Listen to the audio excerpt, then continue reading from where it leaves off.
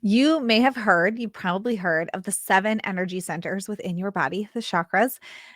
This is information from ancient Indian texts, religious texts, and been wildly westernized.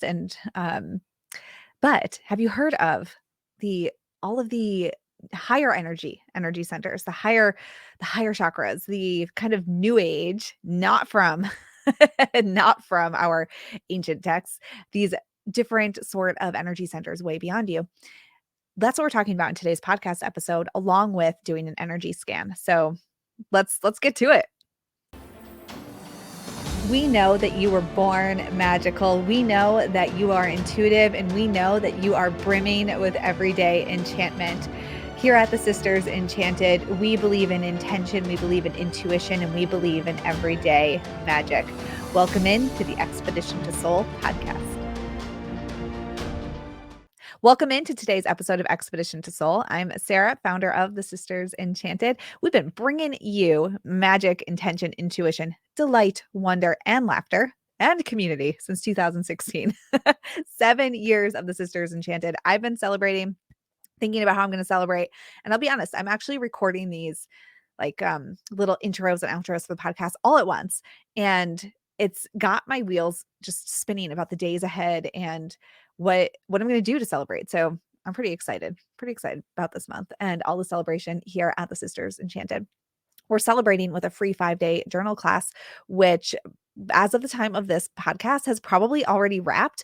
But if you did not join us in Holistic Witchery, be sure to do that. You can find the info at holisticwitchery.com. It really is the next step on your journey. It's your time to shine. There is no time like the present. There is no one coming to save you. It is time to say yes to yourself.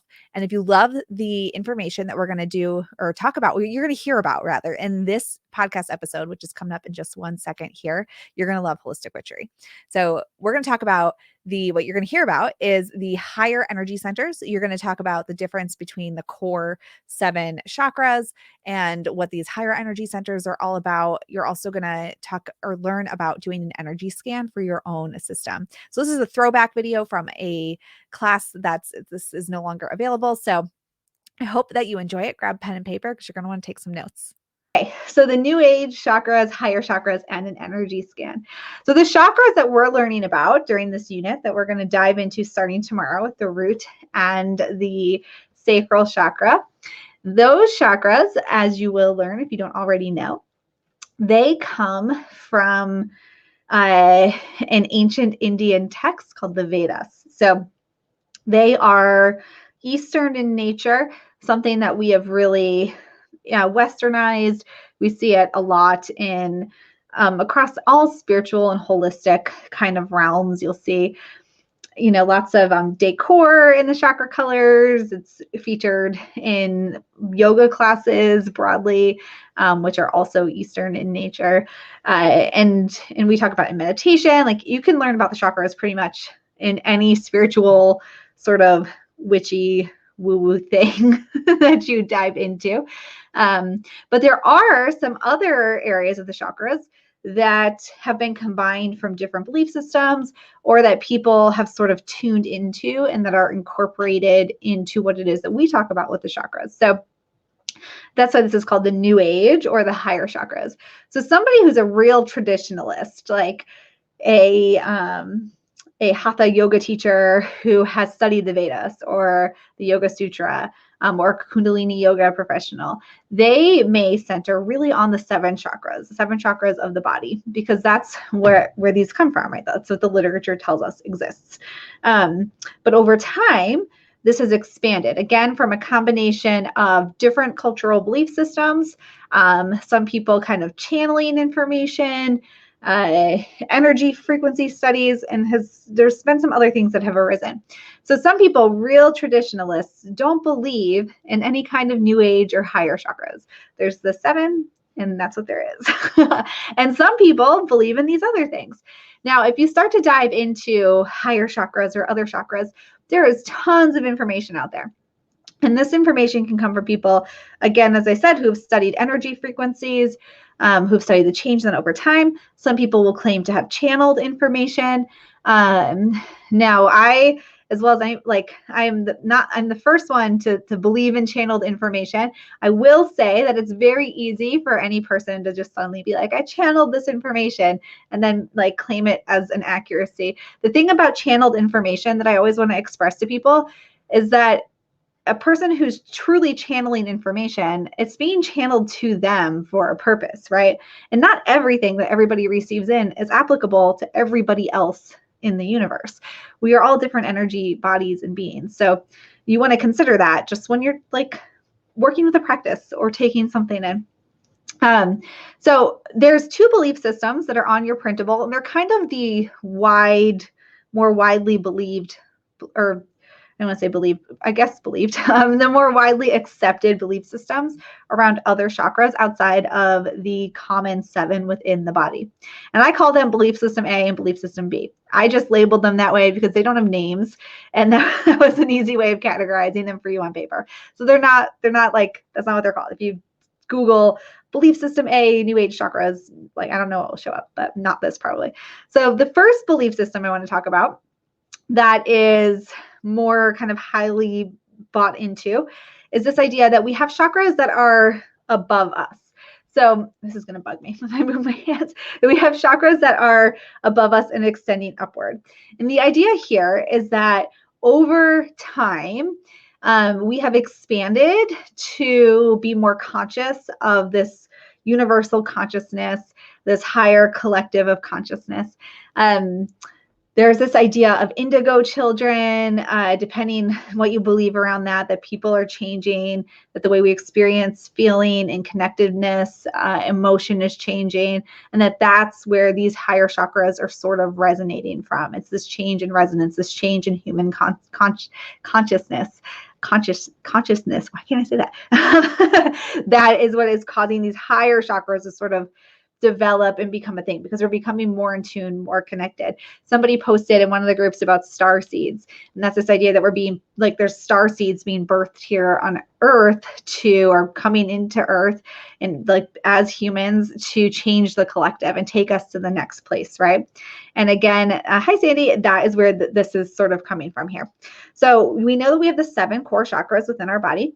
The 7th is our crown chakra, and that's typically, traditionally speaking, where we're having this universal connection, this connection with source, our higher selves, all that is, that's happening at our crown chakra. So the next idea here is that we have an 8th chakra, which is about 2 feet above the head, kind of floating out in space, which is the soul star chakra. Now you do see this star chakra in other belief systems as well, which we'll get into. So this one comes from, like I said, other belief systems as well. It's not just something that somebody invented. The idea is that we have our star chakra, which is floating above our head. It's the keeper of karmic residue, and it's where you can access your psychic gifts. So here what we're seeing is that very human stuff is happening within us in our 7 chakras. And then we trust our intuition, which is very human. Your intuition is both your logical self and your subconscious self coming together to form your intuition. Once we're open at the crown chakra, we're open to receiving. That up here, where we're holding karmic residue, and that's where we're connected to different lifetimes, different knowings, different wisdoms, and that's where this is actually opening up. Above that would be the 9th chakra, which is allegedly about 4 feet above your head. And what's where your karmic blueprint is held, the key to your soul's destiny. And here's where we become aware of knowledge and skills from previous lifetimes. So where all of this is things that impact our physical life right now. All of this is these stories. It's this your soul self, this inner wisdom, your future and your past self, right? That's dancing around in these higher chakras that are literally higher, like out of space. So I also refer to your 3, the crown, the third eye, and your throat sometimes as higher chakras, and then the root, sacral, and solar plexus as lower chakras. So if you ever hear me say that, that's actually what I'm referring to. But some people call these the higher chakras, like the 8th and above. Also, like I said, the New Age chakras, because not everybody believes in them. Even beyond that is the 10th chakra, which is where we begin to merge the skills of our lifetime. So the idea is that once we've expanded in consciousness in our crown chakra, and that's open to receiving all of this stuff around us, that's when we are able to hear what our gifts are. That's when we're able to expand upon our past lives and our future lives and integrate all of that. From there, in the 10th chakra, is where we're now taking what's happening right now and we're merging that with what has happened and what has yet to happen. But until we're open at the crown, none of this other stuff can happen. Feminine and masculine energies are balanced there. So this idea of having a feminine or having a masculine energy at that point is no longer relevant, right? Because they're all balanced in that area. The 11th chakra, even higher up, we're more connected, more to the consciousness. It's advanced powers, telekinesis, teleportation, learning to live beyond the reality of the physical plane. Beyond that would be the 12th chakra, which is your ultimate source of power and strength, the ability to manifest change in both the physical and non-physical world. And there is where we must release the fear to say goodbye to earth. So basically the fear of death, leaving behind people, leaving behind things, possessions, experiences. To have ultimate enlightenment in that 12th chakra would be not holding fear of losing any of that. So I think that what we can take from this is that we have these human experiences that are impacting the core 7 chakras that you're about to start learning about. If you've already been through it, then you've learned about them. If you're new here or you started, since we last did the chakra unit, you're about to learn about these 7 core chakras, which is all very much our life experience. And then we have these higher ones that, again, not everybody believes in. Not everybody thinks that that's a thing. And is like, why are we just inventing new things that don't exist? But some people do believe in them. They're like, no, there's very clear evidence, or it makes so much sense. And I can see how some of these things that are happening, like the ability to truly tap into a past life and experience it and know it, that idea of not having an emotional connection to the earthly plane, where you're like, it just, life is life. There's so much more that will happen. That is all stuff that's very far removed from our physical worlds and our emotions. So I think that there is something to this kind of upper stuff. I don't think that it is something that most human beings would be capable of, like, moving through all of those chakras and releasing fear of death or leaving the earth or leaving behind loved ones and items. I don't think that that's something that is, like, typical or by any means anything that I'm, like, guiding you to try to strive for, because I think there's a lot of value in having the human experience. But that's one of the belief systems. So another belief system around the chakras, it talks about the Earth Star chakra, which also we find in another system that I'm going to talk about, the causal chakra, the soul star again, and the stellar gateway. So if you're a person who believes in extraterrestrials, you're really into learning about star seeds, or like aliens here in the deserts of the US, things like that, then this might be something that you come across in your research or in your online learning in particular. This could come up. So the Earth Star chakra, located on the soles of the feet, and we do see that chakra across, like, a few other belief systems, but these 4 together, it's very that, like, extraterrestrial sort of idea. We had a guest speaker a few years ago on that topic, and it might be in the Enchanted Journey group somewhere. I'll have to see if we can find it, or if I can get us another guest speaker, because it's a really interesting topic. Anyway, so located at the soles of your feet. Hi guys, and that's remembering our mystical origins. The causal chakra is about 4 feet behind the head, so behind you, which guides our present lives and allows us to consciously program our lives. So it's like, I like to think of like a plug for a robot, like into an outlet, and it's like what's driving us right now. The soul star chakra, again, above the head, which is one of the things that we saw before.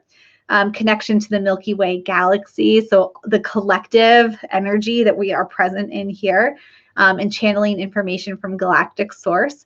And then the stellar gateway chakra, which is located farther above the head. It's the highest link connecting us to all of the cosmos.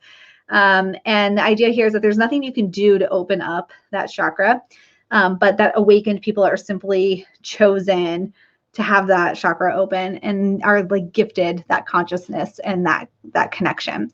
So if you learned about the chakras and you're like, I think that this is so interesting to be able to work with your own personal energy. There are all these other varying viewpoints on energetic connections, and it's a really big rabbit hole that you can dive down. I personally love the idea of working with the 7 core chakras because I am a person who believes in like changing my life right now and rewriting past stories and future stories based on that. But if you want to study any of these other ones, there is limitless information out there for you to dive into. Just be aware of like who you're consuming it by, like who is this person that you're studying or whatever. So sometimes in doing chakra research, you will find this idea of Egyptian chakras, which I want to talk about today too. And basically it's our 7 core chakras with a bunch of other ones kind of interspersed. Now, this is a dicey topic. We taught a class on Viking magic earlier this year, and many of these histories that are like really us piecing together pieces of evidence, it's really difficult to see how much of it is true that we're relaying and how much of it is someone's opinion that's just been like forced together. Christina's saying the higher chakras are amazing, but there's a ton of variance out there on the internet. Exactly. So about all of this is like the 7 core chakras, right? They come from the Vedas. Like those are any Indian lit class that you ever would take in college, any Yoga Sutra, the Bhagavad Gita, all of these ancient Indian texts that you would study, that is referenced throughout. So like that is very clearly in evidence. Everything else is kind of a hodgepodge of what people are piecing together. Channeled beliefs, personal beliefs, and sometimes taking like science-based evidence around frequencies and sound resonance and things like that, and putting together to basically form a very educated opinion on where these energy centers might be. If you work with any energy readers, healers, they may even have their own opinions on like what they feel as frequencies and energies. So I think it's very specific to people. Okay, so this Egyptian model, which there is very little evidence that it actually hails from ancient Egypt, but it's kind of pieced together again. Anyway, I started with the Viking magic class. It's the same when we see like with Norse mythology and magic. It's very hard to tell what is actually coming from history and what has kind of been rewritten from when Christianity was growing and people were writing the stories, like what was written in a very specific way for a very specific purpose and what is actually historically accurate. It's very difficult to tell. From historians, it's very difficult to tell. So the idea with the Egyptian chakras, if you look up this model, which can be an interesting thing to explore for sure, is that you have these kind of chakra energy centers interspersed throughout the 7 core chakras from the Vedas that we learn about. And one that I mentioned, the earth soul chakra, which we talked about at the bottom of your feet, that there is kind of like between your thighs, like right above your knees, between your thigh, like mid-thigh, is another energy center, the center of opposition, which I find really interesting there. Because you think about like with your legs, how fundamental they are to your everyday life, and what happens in romantic relationships there, right? And that this center of opposition, it's kind of like a gateway to all of this stuff happening that we're really rooted in. And then there's your root chakra, which we see as being what we know and what the lesson's going to be released tomorrow for you. Between your root and your sacral, so your sacral is at like your reproductive center. And between there is a energy center of the shadows, which I think also makes a lot of sense because your root and your sacral is really where you're holding childhood stories, childhood traumas, lifetime traumas, things like that, things that are from the past that are really keeping you from moving forward in the present or that are just impacting your present. That's all held there. So it makes a lot of sense to me that there could be like another energy center in there around shadows. Then your sacral, which is the one that we're going to learn about also. And then between your sacral and your solar plexus, the energy center of origination, which also, this is all earthly stuff, all earthly matters, makes sense. Between your solar plexus and your heart, an energy center of strength. Between your heart and your throat, an energy center of expansion. Between your throat and your third eye, your energy center of magic right there at your mouth, which I love to consider as a possibility, because words are our really highest power of magic. We speak for ourselves. We speak truths and lies to ourselves, what we communicate there, what we're putting out into the world. Between our third eye and our crown is an energy center of awakening. And then right above our crown, the energy center of becoming, which kind of falls in line with that first example I gave you, like the more awakened you're becoming. Above that, that star chakra that we talked about. And then this whole idea of having an energetic field of harmony around you. So when all of this is operating together well, we have this field of harmony, and it's in disharmony when it's not operating together well. So that's another example. And again, you might see this as being called the Egyptian chakras. Certainly that term chakras is very individual to ancient Indian text. So that they would basically be like Egyptian energy centers. And it's not even like really clear that that's an actual fact, but you will see that a lot on the internet. So I thought we would talk about it. The thing that I love about it is that I think that you can acknowledge most of this as a progression of growth. And this progression of growth is always true. Like we are all progressing through these elements. So whatever energy system it is that you want to believe in, that you believe is there, if you believe that there's 20, like there are people that are like, there are higher and higher and higher chakras. And lower and lower and lower ones. And if you really believe in this idea of like this ongoing connected energy, that's amazing. And that story of energy, it's always this progression of growth. The lower you are, the more stuck in earthly matters you are, and the more 3D consciousness you're living in. And the higher up you are, the more 5D you're living in. So I think that regardless of what system it is that you buy into, it all tells the same story, just with different words. There's also this idea of the 3 Celtic cauldrons, which again, very little evidence historically for this, but it is something that you'll come across particularly in lessons and books, some people about modern Celtic witchcraft, things like that, but very little historical evidence for this to be the case. And the idea here is that basically your head and then your heart center and kind of like where your sacral solar plexus area would be are 3 cauldrons. The head cauldron is knowledge and spiritual health. The heart cauldron is psychic health, and the sacral is your physical health. And that you're born, I think it's the idea that you're born with the cauldron tipped, and then through life, you put it upright. So where we look at chakras as spinning, like expanding energy centers, the cauldrons are tipped, and then they become upright through life and through experience and through growth. So that's another thing. That's another way of looking at energy centers. The big takeaway for the new age or higher chakras, I want you to just know is that there's, like Christina said, tons of information, tons of conflicting information on the internet, on YouTube, on blogs and books, tons of conflicting information. And the 7 that you're learning about in this class are the 7 that are talked about in the Vedas. And that's where we pull that information from, because those are the 7 that there is very clear historical evidence for. So those are the 7 that we talk about. Anything beyond that, you're often going to find lots of different opinions on in different cases of what is and is not the case and what is to be taken as truth or not. So I think that really is just remembering that it's all the story of growth. That's really what the energy system is. It's the story of growth, and that it functions as a system. So if we're not growing in the physical plane, we're probably not able to grow spiritually. If we're not able to grow spiritually, we're probably not growing in the physical plane. And it all sort of goes together. So Christina says, as far as higher chakras go, use the information that resonates with you. Yes, I totally agree. Like whatever system speaks to you. Okay, so the other thing that's in your class site with that principle is one about energy scans. So I want to talk about this idea of scanning your own energy. And this is a practice that you can do throughout the, like forever and ever. If you're not already doing something similar, you might already be, and maybe know it, maybe you don't know it.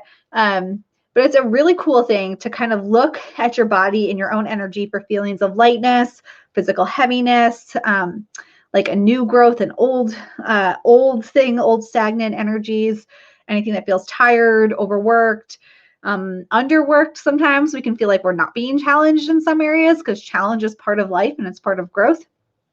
Feeling like something just needs to be wiped away, wiped clean, and taking some time to look, listen, see, and hear your energy.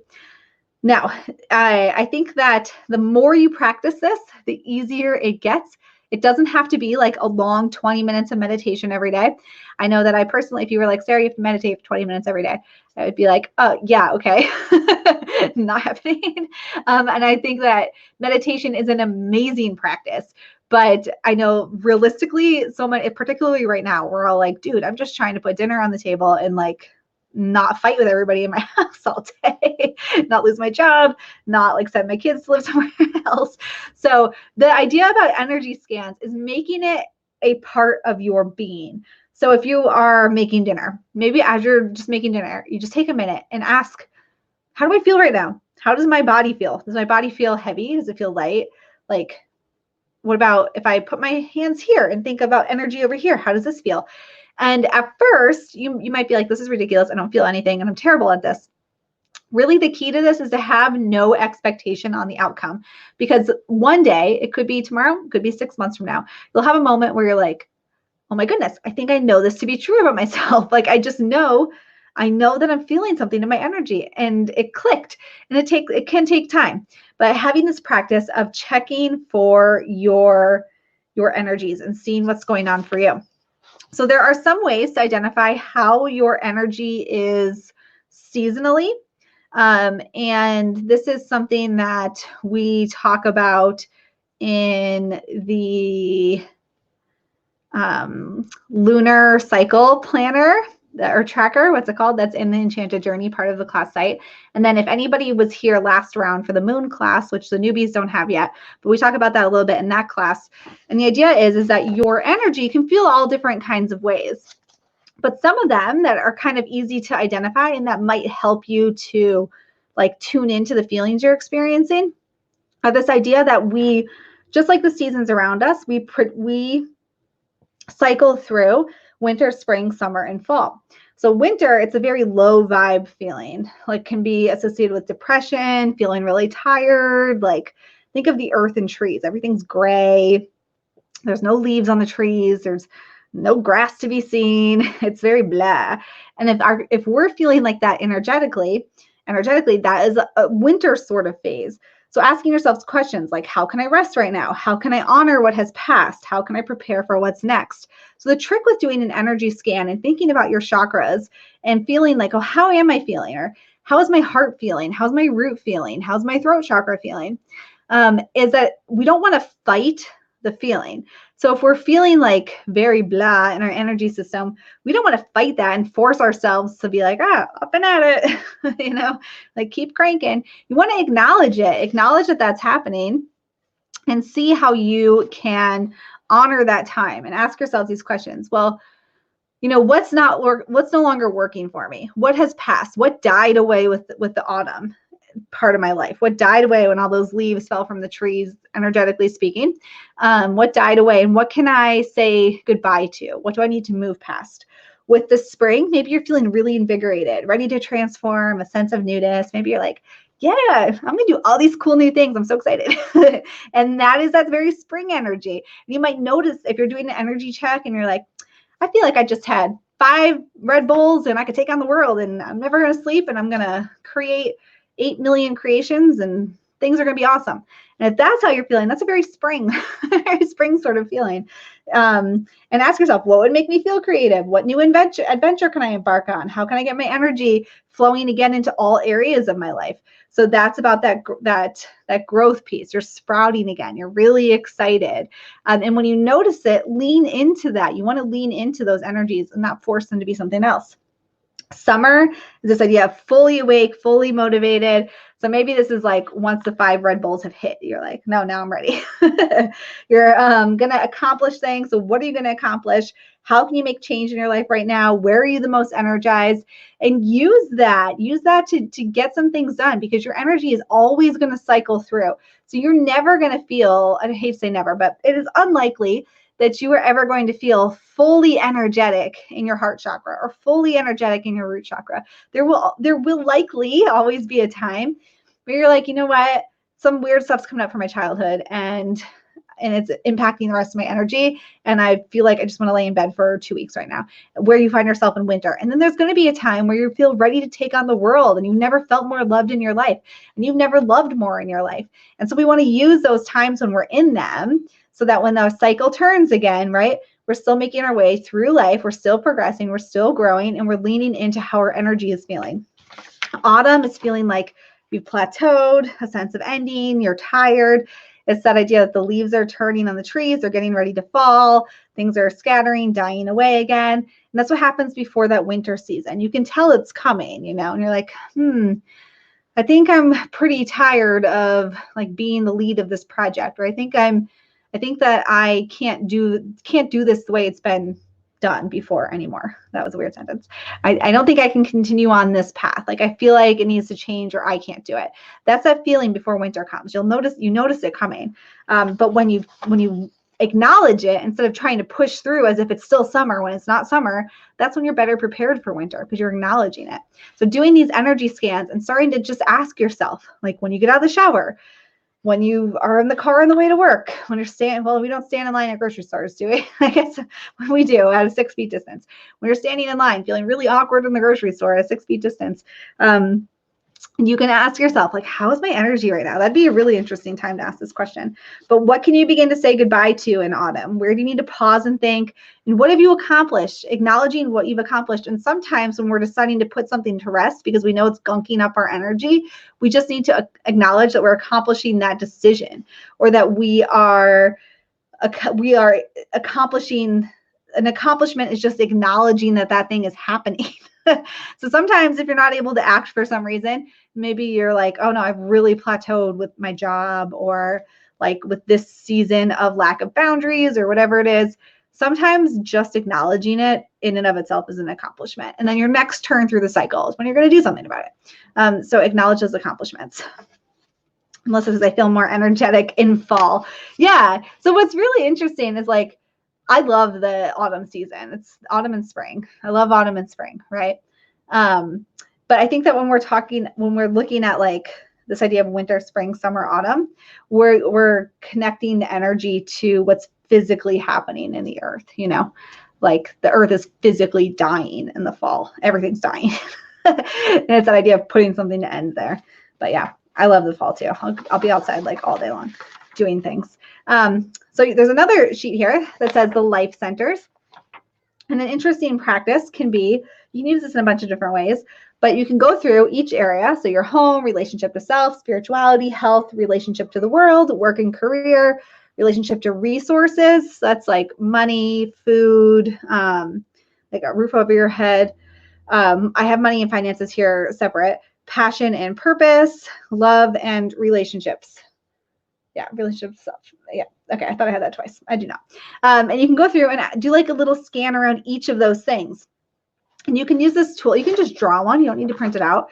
But you could kind of write like a note to yourself about how you're feeling in each area. You could color them in according to how you're feeling, like very vibrant, not vibrant at all, like gray or beautiful neon yellow. Like, how are you feeling in those areas?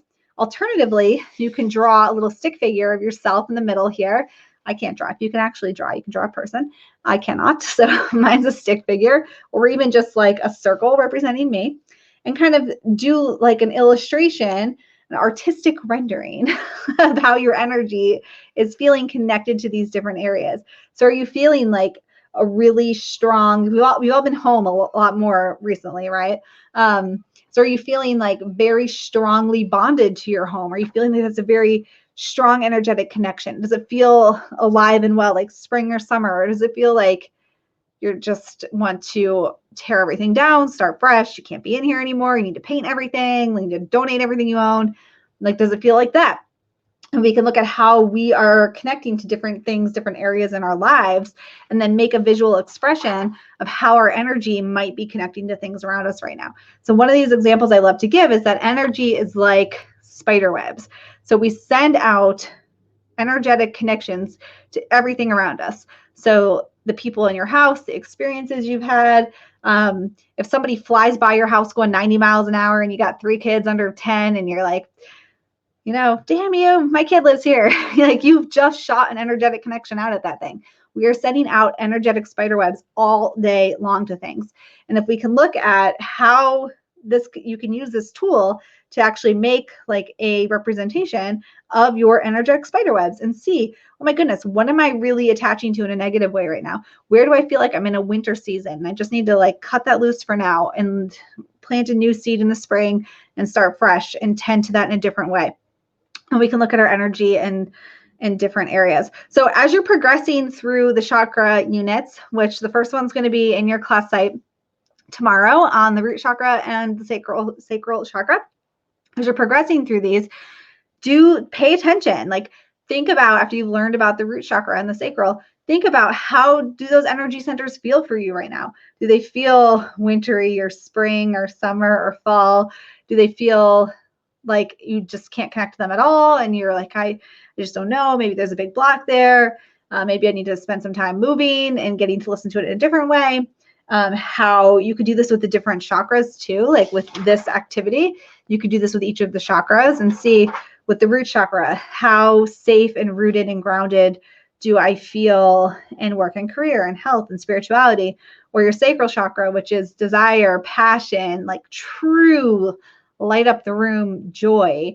And it's like passionate love. And it's these things that keep you up all night that you don't want to go to sleep. That's how I love to describe the sacral chakra. How is that feeling in these different areas? So asking yourself these questions about your energy centers, and along the way, you're going to learn about the chakras and you're going to learn more about yourself as well, which is pretty cool, and see where you might need to pivot, where you could use some work. And sometimes the work is just an acknowledging. Like sometimes that is the best work you can do. It's just an acknowledging what is happening for you, because sometimes we don't even acknowledge it. Like you might not acknowledge that maybe like your health, when you think about your sacral chakra and you're like, oh my goodness, there's no joy there. There's no feeling of passion. Like when I think about how healthy, like my healthful self, I feel really down and out. And maybe you just never really considered it that way before. So sometimes just holding that mirror up and acknowledging it is a really great first step to getting energy moving again. Thank you so much for listening to today's episode of the Expedition to Soul podcast. Think about this energy center. Like, how you feeling? How you feeling right now? This energy center scan, rather. I'm leaving words out. How are you feeling right now? How are your energy centers feeling? These life centers, everything you heard about in today's podcast episode. Do a little check-see. And what are you going to do? Where do you want to amplify energy? Where do you want to shift some energy? All great questions to be asking. If you want to do more of this work, be sure to join us in Holistic Witchery. You can find that info at holisticwitchery.com. It is truly the thing that I am epically proud of. You will learn all about our 5-eye expansion spiral and how to take any moment from chaotic and uncertain to stable, to focused, to feeling intentional, and turning it into a moment to trust yourself and practice growing your intuition and your ability to trust and know yourself in the future. And you're going to learn all the metaphysical tools, like all of the energy centers, while you're at it. So go ahead and learn more at holisticwitchery.com. We hope to welcome you in. But until next time, thanks for listening. Thanks for being here. Happy birthday, Sisters Enchanted. And I hope that you have an enchanted rest of your day ahead. If you liked this episode of the Expedition to Soul podcast, please rate, review, subscribe. If you're listening on Apple Podcasts, it will really help us spread everyday magic, intention, and intuition to the masses, and helps us so much as a small business. Be sure to hit that subscribe button on your favorite podcasting platform so you never miss an episode. There are new episodes every Tuesday and astro forecasts for the week ahead every Friday. If there's any topics you'd want to hear, anything you want us to dive deeper into, shoot us an email at magic@thesistersenchanted.com. And as always, thank you so much for listening and being part of the community here at the Sisters Enchanted. And we'll see you in the next episode.